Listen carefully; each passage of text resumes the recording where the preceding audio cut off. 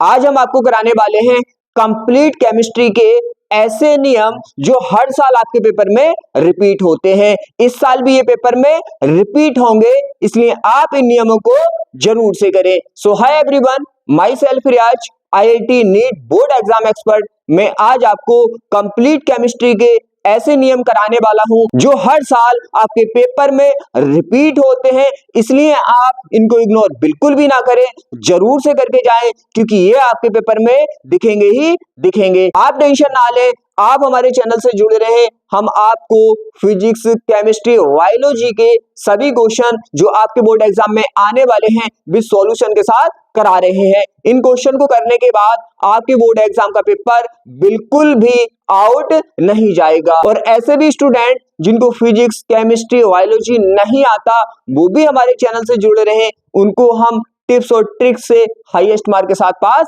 कराने वाले हैं। हमारे चैनल पर कंप्लीट फिजिक्स, केमिस्ट्री, बायोलॉजी का सिलेबस पड़ा हुआ है। आपको किसी चैप्टर में, किसी टॉपिक में दिक्कत आती है तो आप उसको भी देख सकते हैं। अब हम क्लास को स्टार्ट करते हैं 1 by 1 पॉइंट टू पॉइंट। अब हम देखने वाले हैं सभी नियमों को बिल्कुल इजी लैंग्वेज में। आप अच्छे से समझे, कोई भी दिक्कत, कोई भी डाउट नहीं आएगा। मैं आपको बिल्कुल इजी लैंग्वेज में समझाने वाला हूं। यहाँ पे मैंने हैंड राइटिंग में इसलिए लगाया है ताकि आपको कॉपी वाली फीलिंग आए। तो पहले हम देखने वाले हैं हेनरी का नियम। हेनरी का नियम बताता है गैस की द्रव में विलेयता को। अब हम देखने वाले हैं कैसे। आपको रटना नहीं है, हम इस पॉइंट को समझेंगे। हम क्या कर रहे हैं, हम यहाँ पे गैस को द्रव में मिला रहे हैं, घोल रहे हैं। आप अच्छे से समझ लें कि गैस को द्रव में डायरेक्ट नहीं मिलाया जा सकता। पहले हम गैस को द्रव में बदलेंगे। जब गैस द्रव में बदल जाएगी तो वो द्रव में घुलता है। ध्यान रखें कि द्रव को द्रव में घोला जा सकता है और गैस को गैस में घोला जा सकता है। गैस को द्रव में घोला नहीं जा सकता। अगर आप गैस को द्रव में घोलेंगे तो आप उसका प्रेशर बढ़ाकर पहले उसे द्रव में कन्वर्ट करेंगे, फिर उसके बाद वो द्रव में घुल जाएगा। कैसे, देखो अच्छे से हम समझने वाले हैं। देखो यहाँ पे ये है हमारी गैस और इसके अणु होते हैं दूर दूर, और ये है हमारा द्रव और इसके अणु होते हैं पास पास। अब हमें गैस को द्रव में घोलना है। जब हम गैस को द्रव में घोलेंगे तो भाई पहले हमें इस गैस को द्रव में बदलना पड़ेगा। अब क्या किया हमने, यहाँ पे हमने गैस ली, ये गैस है, यहाँ पे हम इसे घोलने वाले हैं। ठीक है, घोलने वाले हैं। तो क्या करेंगे, देखो यहाँ पे दोनों में डिफरेंस समझो। द्रव के अणु पास पास होते हैं, गैस के अणु दूर दूर होते हैं। जब हम गैस पर प्रेशर बढ़ाते हैं तो ये अणु पास पास आ जाते हैं। जब ये अणु पास पास आ जाते हैं तो ये गैस द्रव में बदल जाती है, मीन्स द्रव बन जाती है। तब ये द्रव में घुल जाती है। शायद आपको समझ आया होगा। इसका मीन्स ये हुआ कि आप जैसे जैसे गैस का प्रेशर बढ़ाओगे तो ये गैस द्रव में बदलती जाएगी और द्रव बनकर वो द्रव में घुलती जाएगी। इसीलिए हेनरी ने बोला है कि भाई स्थिर ताप पर टेम्परेचर आपको स्थिर रहने देना है, मीन्स सेम रहने देना है। स्थिर ताप पर किसी गैस की द्रव में घुलनशीलता बोल दो या विलेयता बोल दो, द्रव में विलेयता गैस के दाब के समानुपाती होती है। उसने यही बोला है कि आप इस गैस पर जितना दाब बढ़ाओगे इतनी ये द्रव में विलय होगी। रीजन आप समझ चुके हो, जितना आप इस पर दाब बढ़ाओगे इतनी ये गैस द्रव में बदलेगी और द्रव में घुल जाएगी। तो किसी भी पॉइंट को रटना नहीं है, एकदम समझना है। तो शायद आपको हेनरी का नियम समझ आया होगा और ये भी समझ आया होगा कि गैस द्रव में कैसे बदलती है। गैस के अणु दूर दूर होते हैं, द्रव के अणु पास पास होते हैं। जैसे ही हम प्रेशर बढ़ाते हैं तो गैस के अणु पास पास आ जाते हैं, वो द्रव में बदलने लगती है और वो द्रव में घुलता है। जैसे जैसे हम दाब बढ़ाते जाएंगे गैस इतनी ही ज्यादा द्रव में बदलती जाएगी और वो द्रव में घुलती जाएगी। इसीलिए बोला है कि भाई आप गैस पर दाब बढ़ाओगे तो गैस की द्रव में विलेयता बढ़ती जाएगी। तो ये हमारा नियम समाप्त होता है।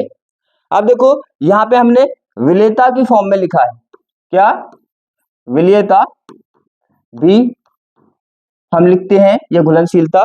अब यहाँ पे क्या है, ये उसने मात्रा में लिखा है तो हम लिखेंगे इसको, मैं समझाने वाला हूं, बात दोनों की एक ही है।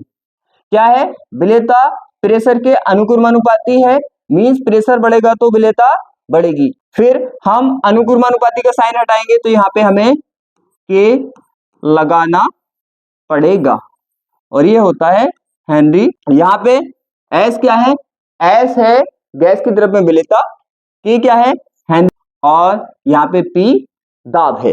ठीक है, अब इसको समझाता हूं मैं, ये कैसे लिखा हुआ है, ये है मात्रा की फॉर्म में। आप खुद से सोचो भाई, जितनी विलेयता ज्यादा होगी इतनी मात्रा ज्यादा घुलेगी, तो आप विलेयता के टर्म्स में कर दो चाहे मात्रा के टर्म्स में कर दो, बात वही है, विलेयता ज्यादा तो मात्रा भी ज्यादा। तो आपको शायद समझ आया होगा, मैंने पूरी समझाने की कोशिश की है यहाँ पे। नेक्स्ट हम देखें, अब हम देखने वाले हैं राउल्ट का नियम। राउल्ट का नियम क्या बताता है, अगर हम बात करें हमारे पास एक शुद्ध विलायक है, क्या है हमारे पास एक शुद्ध विलायक है, ठीक है। तो क्या होगा, जब हम इसको गर्म करते हैं तो इसकी वाष्प का मींस भाप का एक दाब होता है, उसे बोलते हैं वाष्प दाब। तो यहाँ पे क्या होगा, यहाँ पे इसकी वाष्प का दाब होगा, उसे मान लिया हमने P नॉट। अब क्या किया, अब हमने इस विलायक के अंदर एक अवाष्पशील विलेय मिला दिया। अवाष्पशील का मीन्स होता है ऐसा पदार्थ वाष्प में नहीं बदलता, मीन्स भाप में नहीं बदलता। जैसे रेत है तो रेत थोड़ी बदलेगा भाप में आप गर्म करोगे तो यहाँ पे क्या किया हमने, एक अवाष्पशील यहाँ पे पदार्थ इसके अंदर मिला दिया। तो क्या होगा, इसका जो वाष्प का दाब होगा मीन्स भाप का जो दाब होगा वो घट जाएगा। क्यों घटेगा, देखो यहाँ पे इसकी ऊपर वाली लेयर पर जो सभी अणु होंगे वो वाष्पशील होंगे, मींस भाप बनाएंगे। तो यहाँ पे भाप ज्यादा बनेगी तो प्रेशर ज्यादा होगा। जब हम इसमें अवाष्पशील घोल देते हैं तो यहाँ पे इसकी ऊपर वाली लेयर पर जो वाष्पशील अणु होते हैं वो कम हो जाते हैं, क्योंकि यहाँ पे अवाष्पशील अणु भी आ जाते हैं। तो यहाँ पे वाष्पशील अणु कम होते हैं तो उनका दाब भी कम होता है, इसलिए इसका दाब घट जाता है। तो यहाँ पे ये हमारा जो अवाष्पशील मिलाने पर जो विलयन बना है इसका दाब घट जाता है और इसे PS से दिखाते हैं। अब हम बात करें कि भाई यहाँ पे कितना वाष्प दाब घट गया, तो उसको बोलते हैं वाष्प दाब का अवनमन। तो ये आता है हमारा P नॉट माइनस के PS। तो ये हो गया वाष्प दाब का अवनमन। अगर हम इसे प्योर विलायक के वाष्प दाब से डिवाइड कर दें तो इसको बोलते हैं हम आपेक्षिक वाष्प दाब का अवनमन। राउल्ट के नियम ने बताया है कि ये जो वाष्प दाब का आपेक्षिक अवनमन होता है ये विलेय के मोल प्रभाज के बराबर होता है। तो ये था हमारा राउल्ट का नियम। क्या था भाई, इस नियम के अनुसार किसी विलायक में अवाष्पशील पदार्थ घोलने पर प्राप्त विलयन के वाष्प दाब का आपेक्षिक अवनमन विलेय के मोल प्रभाज के बराबर होता है। जो आपको यहाँ पर दिख रहा है वही हमने यहाँ पर लिखा है। ये क्या है, वाष्प दाब का आपेक्षिक अवनमन, ये किसके बराबर है, ये है विलेय के मोल प्रभाज के बराबर। तो यही हमने लिखा है, तो रटना बिल्कुल भी नहीं है। अब हम बात करने वाले हैं यहाँ पे राउल्ट के नियम की सीमाओं की। अगर हम बात करें राउल्ट के नियम की सीमाओं की तो क्या क्या इसकी सीमाएं होती हैं। राउल्ट का नियम तनु विलयनों पर लागू होता है। सांद्र विलयन राउल्ट के नियम से विचलन प्रदर्शित करते हैं, मीन्स सांद्र विलयन राउल्ट के नियम का पालन नहीं करते हैं। कहने का मीन्स इसका सिंपल ये है कि जो हमारे तनु विलयन होते हैं, पतले विलयन होते हैं, उन पे तो राउल्ट का नियम लगता है, और जो हमारे सांद्र विलयन होते हैं, गाढ़े विलयन होते हैं, उन पर राउल्ट का नियम नहीं लगता है। दूसरा आता है भाई, यह नियम केवल अवाष्पशील पदार्थों के विलयनों पर लागू होता है। इसका मीन्स ये है कि आप अवाष्पशील विलय को घोलकर विलयन बनाओगे तो उस पर तो ये लगता है, अगर आप वाष्पशील विलय को घोलकर विलयन बनाओगे तो उस पर ये नियम नहीं लगेगा। दूसरा हम बात करें, विद्युत अपघट्टों के विलयनों पर राउल्ट का नियम लागू नहीं होता है। विद्युत अपघट्टे जो होते हैं जैसे NaCl, जो विद्युत धारा प्रवाहित करने पर आयनों में टूट जाते हैं, उन पर ये लागू नहीं होता है। जो पदार्थ विलयन में संगुणित हो जाते हैं, संगुणित का मीन्स जुड़ जाते हैं आपस में, या वियोजित हो जाते हैं मीन्स टूट जाते हैं, उन पर भी ये नियम नहीं लगता है। जैसे मान लो फॉर एग्जांपल, कोई आपने विलय डाला विलायक में और आपने विलयन बनाया, वो विलयन में जाकर जुड़ गया तो लागू नहीं होगा, वो विलयन में जाकर टूट गया लागू नहीं होगा। तो ये है इसकी सीमाएं। तो ध्यान रखना है, समझ के चीजों को करना है, रटना बिल्कुल भी नहीं है। नेक्स्ट हम बात करें, अब हम देखने वाले हैं कोलराउस के नियम को, बहुत अच्छे से समझने वाले हैं। अगर हम बात करें किसी धातु के अंदर जो चालकता होती है वो होती है इलेक्ट्रॉनों की वजह से, क्योंकि धातु के अंदर जो धारा बहती है वो इलेक्ट्रॉनों की वजह से बहती है। अगर हम बात करें किसी वैद्युत अपघट्टे विलयन की, तो वैद्युत अपघट्टे विलयन की जो चालकता होती है वो धनायनों और ऋणायनों के कारण होती है, क्योंकि धातु के अंदर जो धारा बहती है वो बहती है हमारी इलेक्ट्रॉनों की वजह से, इसलिए चालकता जो होती है वो इलेक्ट्रॉनों की वजह से होती है। और वैद्युत अपघट्टे विलयन के अंदर जो धारा बहती है वो बहती है धनायनों और ऋणायनों के कारण, इसीलिए वैद्युत अपघट्टे विलयन के अंदर जो चालकता होती है वो धनायन और ऋणायनों की चालकता के कारण होती है। अब हम बात करने वाले हैं कि कोलराउस के नियम ने इसको कैसे बताया है। उसने बोला है कि भाई हमारे पास कोई वैद्युत अपघट्टे विलयन है जिसकी तनुता अनंत है, अनंत का मीन्स वो अनलिमिटेड पतला है, पतला है।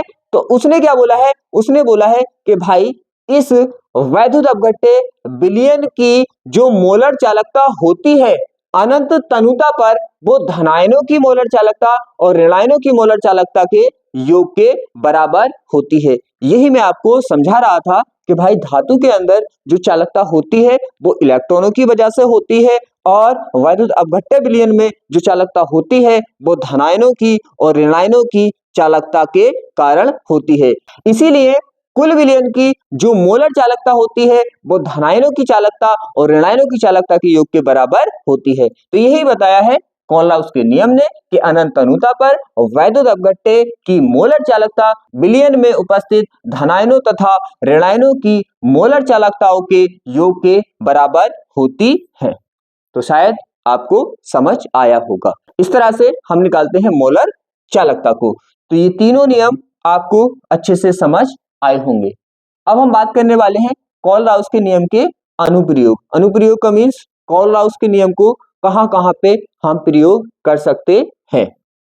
अब हम बात करें यहाँ पे दुर्बल वैद्युत अपघट्टों की अनंत तनुता पर मोलर चालकता की गणना करने में कोलराउस के नियम का यूज करके ही हम क्या निकालते हैं, हम निकालते हैं भाई दुर्बल वैद्युत अपघट्टे की अनंत तनुता पर मोलर चालकता।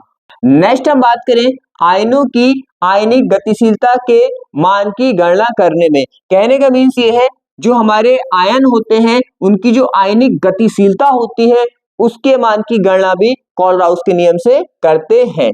आगे हम बात करें दुर्बल वैद्युत अपघट्टों के वियोजन की कोटि ज्ञात करने में। जब हम दुर्बल विद्युत अपघट्टे को वियोजित करते हैं तो उसकी कोटि ज्ञात करने में यहाँ पे इसका यूज होता है। तो ये तीन नियम बहुत ज्यादा इंपॉर्टेंट है, हर साल पेपर में आपके रिपीट होते हैं, इसलिए आप इनको जरूर करें। आप टेंशन ना लें, आप हमारे चैनल से जुड़े रहें, हम आपको बोर्ड एग्जाम में हाईएस्ट मार्क दिलाएंगे। आज की क्लास को हम यहीं पे क्लोज करते हैं।